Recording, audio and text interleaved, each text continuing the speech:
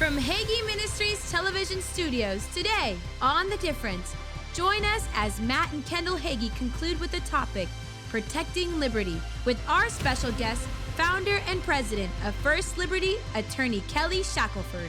The President of the United States has issued an executive order creating a commission to reform the United States Supreme Court. If you look at what's happened to countries who have gone into tyranny almost immediately, it's through court packing.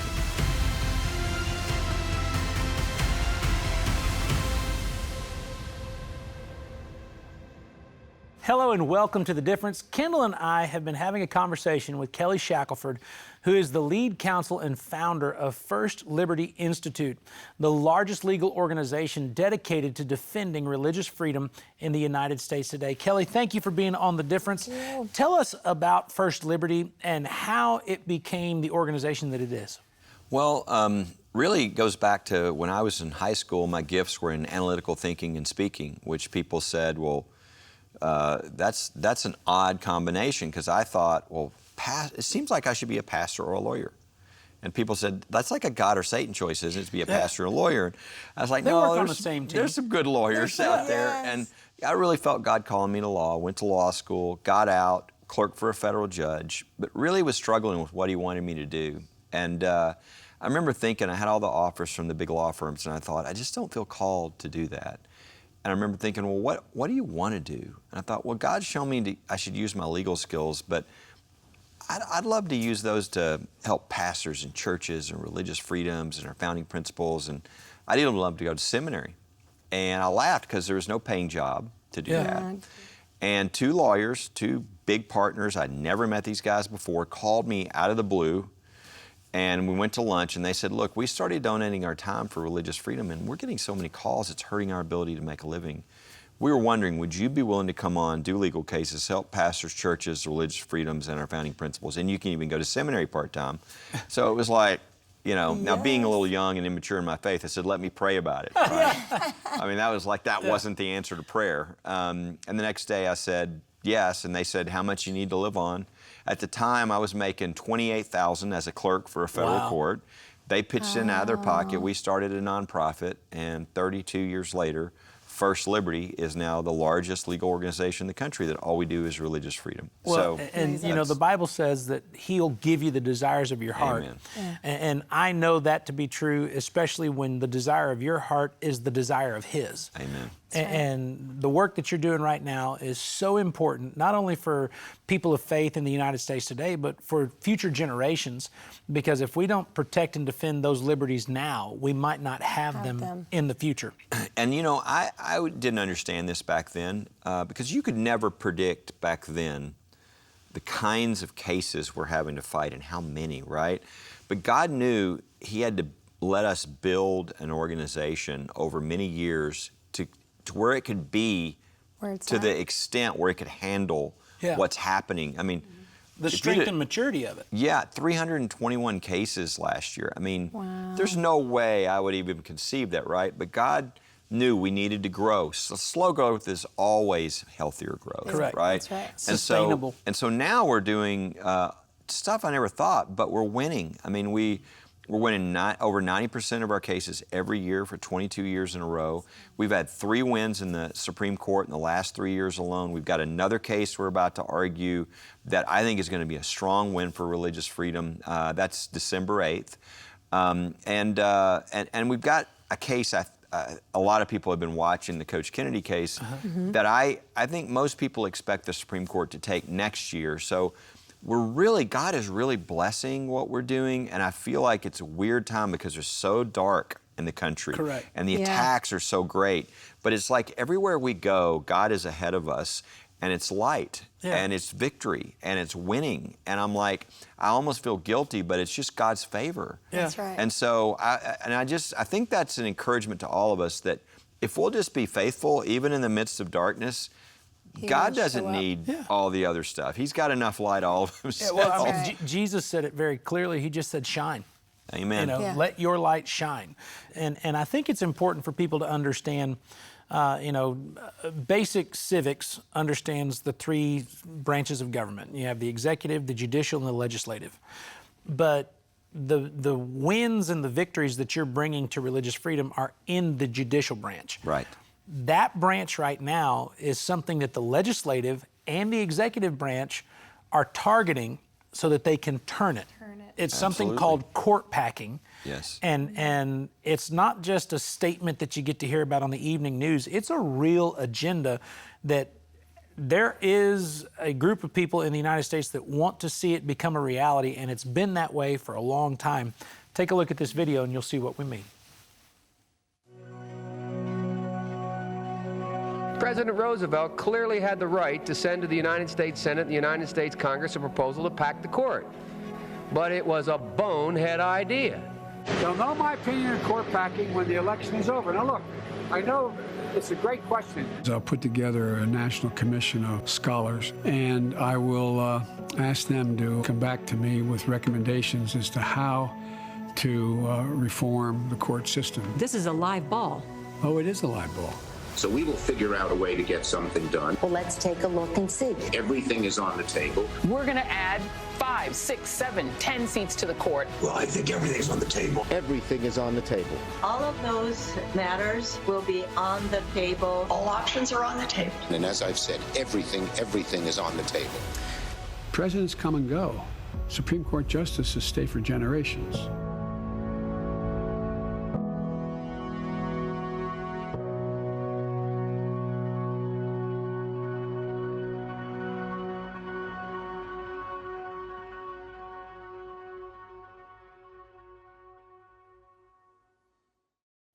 So, Kelly, that was a video that First Liberty produced to bring light to the reality of the concept of court packing. Right. I think some of the things that are important to kind of unpack in what we just saw is the first clip is a senator by the name of Joe Biden who is lecturing about why court packing is not a good idea. Yes. And then the balance of the video is President Biden and his associates utilizing the same language.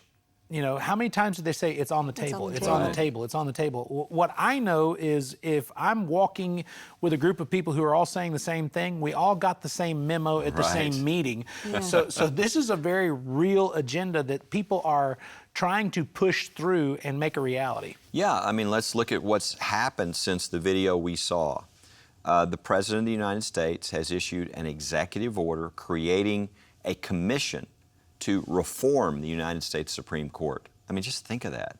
The commission has been meeting. It's very unbalanced, as you might imagine, very heavy left-leaning.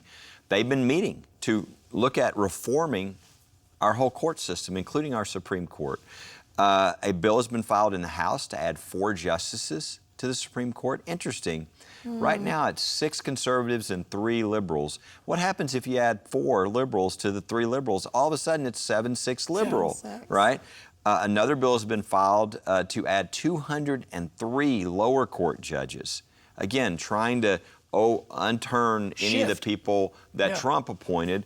And Americans are against this. We've done the polling on this. 2/3 of the country are against it, but they don't really understand. They just know it's bad to like jump from left to right with the courts. You know, we want our courts to be fair. It's much worse than people understand. Correct. If you look at what's happened to countries who have gone into tyranny almost immediately, it's through court packing. Venezuela. We go, what happened to Venezuela? They used to be a great country. They packed the court. They packed the court. And what happens is when you pack the court, you don't just shift it. You put the court underneath the political branch. Correct. And the independence of the judiciary, the rule of law, all those things are gone.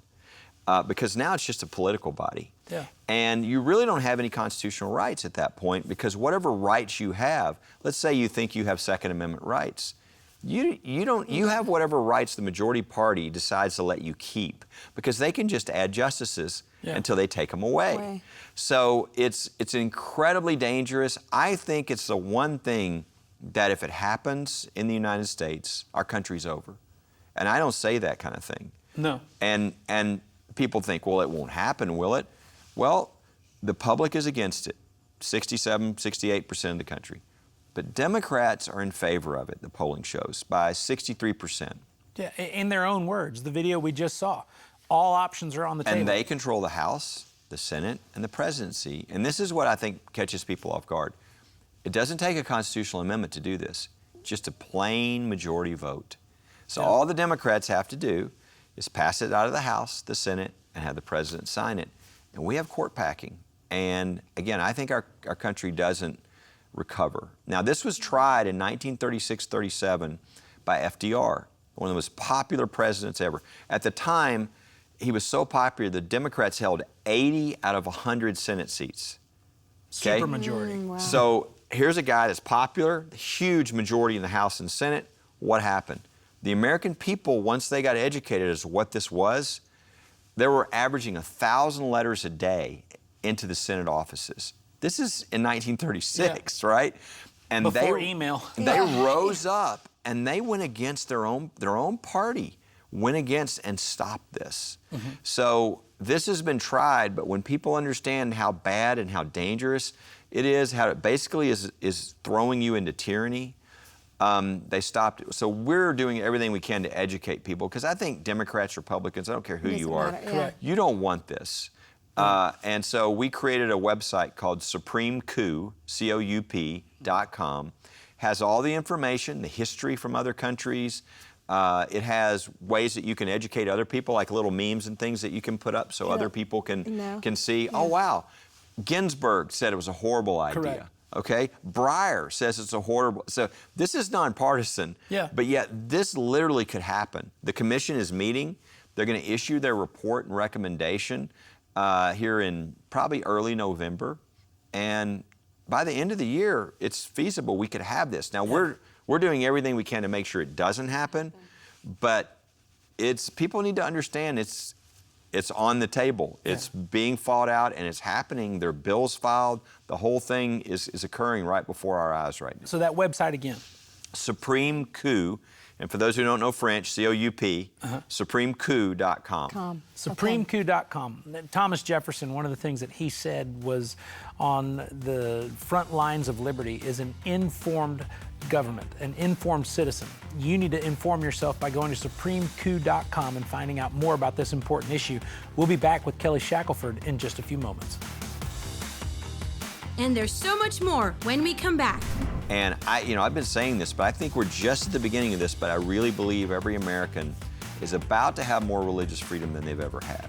The only thing that could stop that, because of the courts and the way our cases are going, is if you had something horrible like court packing that destroyed our courts. There's something I really need you to do. As you're aware, court packing is an incredible danger to our country right now. The president created a commission to reform the United States Supreme Court. Court packing would end the rule of law and cause incredible damage to our country, maybe damage that we could not recover from. But there's good news. There's an opportunity. In the executive order that the president passed, creating this commission, there is a request for the people of the United States to speak into the commission. We have a short period of time to do that, and I am encouraging you to join in speaking into the commission. We have a letter already drafted. We have leaders from across the country, from religious leaders like Franklin Graham to secular national groups like Americans for Prosperity. So it's a wide variety of people who are all concerned about our constitutional liberties and making sure we speak into the commission. You can sign your name right next to all these leaders. Their signatures are there. We're now adding individuals. You can also encourage those in your family, your friends, people you know across the country. This is a time really to build a movement to speak into this. We have seen what happens in other countries when they do not stop court packing, when it happens. Those countries don't come back to the freedom they had before. Let's not have that happen in the United States. There's an urgency and a time to this, and I would just ask you to please do this. Go to supremecoup.com. Coup is C-O-U-P. supremecoup.com. Sign up, join the letter, and encourage others to do so as well. God bless you. Borders. Where physical and spiritual borders are absent, chaos rules. A country without borders is like a man living outside of God's obedience, destined to exist in turmoil. But God's peace and His blessings are available to all of those who submit to His will. To help you examine the boundaries God has established to bring divine blessings, we will send you our Border Control devotional and a unique bookmark. These gifts will remind you that at the border of the cross, dead things cross over to life. For your generous gift of $150 or more, we will also send you our Border Control series and a handcrafted gold mezuzah from Israel. Your obedience to the Lord will bring an abundance of blessings to your family, to your home, and your future. Send your gift today. Call the number on your screen or visit jhm.org/border.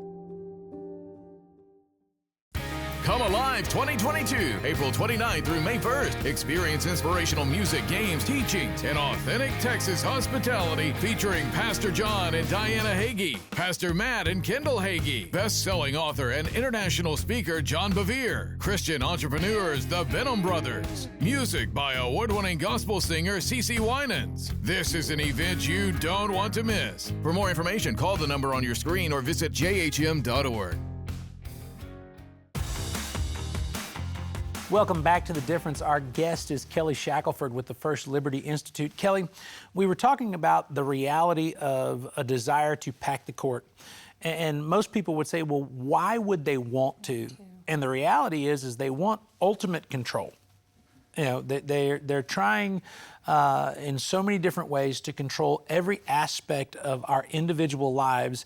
And the last thing that prevents them from doing it is the courts, where a judge gets to look at the Constitution and says, this is what the law says, this is what you as a citizen of the United States can do. How important is it to make sure that good judges are in place? Well, it's crucial. You don't have constitutional rights if you don't have good judges. And again, for 80 years, we've had judges who think that it's an evolutionary document, the Constitution. It's a living, breathing document. And when you do that, you just kind of go with what you want, what you think, versus protecting those rights that are in the Constitution. And so it's really important that we've had a shift. President Trump, when he came in, he's the first candidate who's ever really kind of committed to a certain type of judicial appointment. Before, it's kind of like, hey, Mr. President, I helped you get elected. Political My brother's a tokens. judge, right? Yeah. And that's kind of what you did. Well, that changed because he said, no, I'm gonna pick originalist. And not that he evaluated all the judges, but he had staff and people like us and Federal Society and others. And I think that's important for you to point out that the president was reaching out to people beyond his administration to say, tell me what you know. Yes. You know? And we vetted all these people and other people vetted, and everybody admitted, liberal, conservative, that these were the most highly qualified judges because they weren't being picked from politics. We were picking people who were very bright, who were committed to looking, let's find what the original meaning of the text, whether it's the statute or the Constitution, and that takes you to what people thought judging should be about, and that's going to get us constitutional protection for many years. And I mean, if you look at the 234 judges appointed, these are lifetime appointments. Correct. Yeah. And it was the youngest age ever on average, 48. Wow. Okay? Wow. Most of those judges are going to be there 30, 35 years from now. So you talk about affecting the future. This was a huge shift, and it was a very good, and it's affecting our cases. Religious freedom, I mean, we're seeing dramatic changes that are taking us back to what the founders put in place. And I've been saying this, but I think we're just at the beginning of this, but I really believe every American is about to have more religious freedom than they've ever had. The only thing that could stop that because of the courts and the way our cases are going is if you had something horrible like court packing that destroyed our courts. Mm-hmm. And so that's the reason why we're involved with that is, it's like, what good is religious freedom if there are no courts? Yeah. We've got to protect our courts and make sure that the integrity, the independence of our courts are there, or we don't have the rule of law. Well, and as you talk about the integrity of the courts and how for nearly 2 generations it was kind of this evolving, living, breathing, interpretive document, give people a place to really have this argument in modern terms. All of my life, I have heard people in classrooms and university campuses and public arenas discuss the separation of church and state. Now, they discuss it from the interpreted perspective of current law or current, legislation and things done in modern time, not from the original perspective of the Founding Fathers. The original perspective was that the state will not identify or establish a church. Right. And in the 60s, it changed to where it said the church should be silent when it comes to matters of government. And there's a lot of people who believe that that's still the law. Yeah, no, and look, the idea was that we don't want the government to control the church. Correct. And there was a case back, it's called Lemon, 50 years ago, that said, well, they were looking at the Establishment Clause. What the Establishment Clause says is Congress shall make no law respecting an establishment of religion. What were they talking about? They didn't want our government to create a national church. Yeah. But in 1970, the liberal Warren Court said, no, we think it means more than that. We think it means separation of church and state. Yeah. We think that it means that if you're offended now, you can bring lawsuits. Never had been the law, but you can't bring a lawsuit because you're offended. But yet our whole life we watch that happen with religion. It's the only exception. Correct. If you're offended by religion. So we had a case at the Supreme Court just 2 years ago, the Bladensburg Cross case. It was a cross that was put up 100 years ago by mothers who lost their sons in World War I. And then a lawsuit was brought many, many decades later to say, by the American Humanist Association, saying we can't have this memorial because it's a cross on government land. Well, at the Court of Appeals, believe it or not, we had a federal appellate judge say, why don't we just cut the arms off the cross? That way nobody will be offended and we won't have to tear it down. It was so outrageous that the Washington Post did a story on that question. Wow. Okay, that's how radical. Yeah. They ruled 2-1 unconstitutional after 100 years. So when we went to the Supreme Court, we now looked and we saw there were some new justices. Kavanaugh was on the court. Gorsuch was on the court. And we said, you know what? We might be able to get rid of this really bad Lemon case and go back to what the Establishment Clause really meant. And so we asked for that. And we won the case 7-2. That memorial, that cross is still up. But more importantly, 5-4, they said, we're not following the Lemon case. That was a sea change. So like for 50 years, we've had this government hostility to religion. That's gone. The presumption is now that religion in public is presumptively constitutional. Totally shifted things. And we're getting back to what the founders wanted. And that's an example of current day how these judges, and putting good judges who don't have their own agenda, they just want to follow what the founders put in place, how that changes. And we're just at the beginning of what that's going to mean. I'm watching all kinds of lower court where all of a sudden religious displays in public that used to be questioned are all now being upheld. Wow. And I think it's going to create a culture that's more open to the gospel, that's more open to people discussing faith, which is what the founders meant to put in place in the first place. And one of the modern terms that gets used and often overused is inclusion. And yet it seems the one thing that doesn't get included is faith. And this is something that First Liberty is working diligently on. It's something that goes away if the court gets packed. And it's something that each and every citizen has a role to play right now in making sure they let their voices be heard to their elected officials, their congressmen, their senators. If you don't know their names and you don't know their email addresses, get them, contact them, say, I do not want this to happen, so that there is a pushback. But another thing that can happen is people get on First Liberty's website and find out more about the important issues of the day. How do they do that? They can just go to, as you spell it out, firstliberty.org. And I'd say the most important thing they can do is click on the deal that says Be an Insider, which you'll get an email every week, because people will say, well, I'm not a lawyer, so what can I do? Well, I think there's two really important things they can do. Number one is they can pray. And we have a case December 8th that we'll be arguing at the Supreme Court. We have cases coming out every week, right? I mean, they're going to see that we're filing this lawsuit on behalf of 36 Navy SEALs. Well, we need their prayer. Absolutely. Okay, but they're not going to know if they don't see the email that it's happening. So number one is prayer.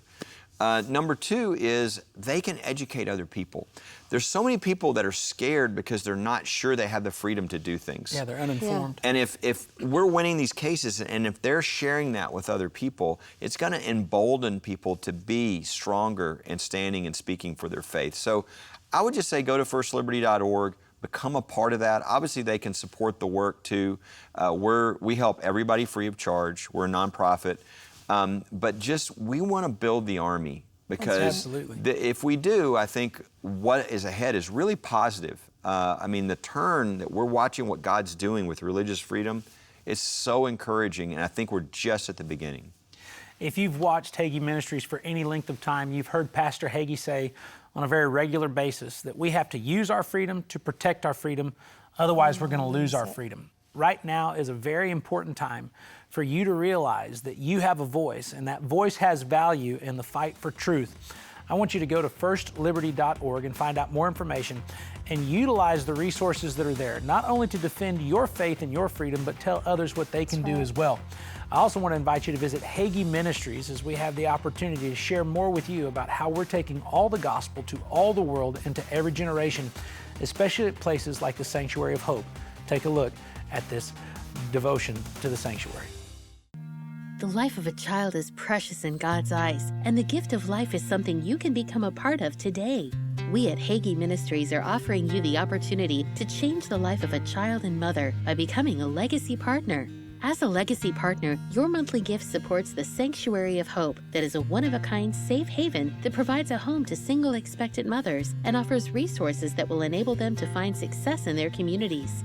The Sanctuary of Hope exists to provide a loving, safe environment where both baby and mother can receive the education, care, and hope they so desperately need. When you partner with us, our legacy becomes your legacy, and together we are impacting lives and transforming nations for Jesus Christ. There has never been a better time to share the love of Christ with a mother and a child than right now. Become a legacy partner today. Call the number on the screen or go to jhm.org/partner.